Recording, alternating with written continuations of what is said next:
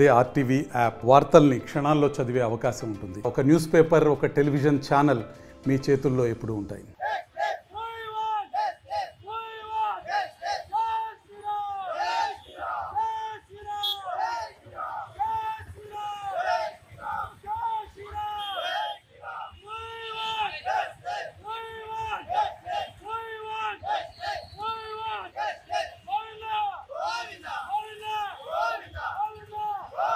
గోయిందా గోయిందా.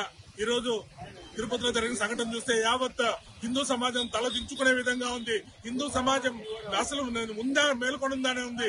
అయ్యా, తిరుపతిలో ఇక్కడ అన్నమయ్య సర్కిల్లో వెంకటేశ్వర స్వామికి ఎంతో భీతిదాయకమైనటువంటి ఈ అన్నమయ్య గారి నెత్తిన ఈ రోజు క్రిస్మస్ టోపీ పెట్టడం చాలా దౌర్భాగ్యకరం. అయ్యా, బిఆర్ నాయుడు గారిని వేడుకుంటున్నా, మీరు వచ్చినప్పటి నుంచి తిరుమల ప్రక్షాళనకి మీరు పూనారు. మీరు ఎప్పుడైతే తిరుమల ప్రక్షాళనకి మీరు అడుగు వేశారో అప్పుడు ఈ దౌర్భాగ్యులందరూ వచ్చి చెలరాగిపోతున్నారు. దయచేసి ఇక్కడ అన్నమయ్య సర్కిల్ మీద ఎవరైతే నెత్తిన క్రిస్మస్ టోపీ పెట్టారో ఆ ఎదురులో తక్షణమే యుద్ధ ప్రాతిపదికన పట్టుకొని కఠిన శిక్ష విధించాలని మేము వేడుకుంటున్నా. తిరుపతిలో అసలు సర్కిళ్లలో సీసీ కెమెరాలు పనిచేస్తున్నాయని నేను మన ఎస్పీ గారిని కూడా వేడుకుంటున్నా. అయ్యా, తిరుపతిలో సర్కిళ్లలో కూడళ్లలో సీసీ కెమెరాలు పనిచేస్తుంటే ఇట్లాంటి ఎదువులు ఈ విధంగా చేసే ధైర్యం చేస్తారా? ఎవరు వీళ్ళు? మనుషులైనా లేకపోతే తీవ్రవాదుల?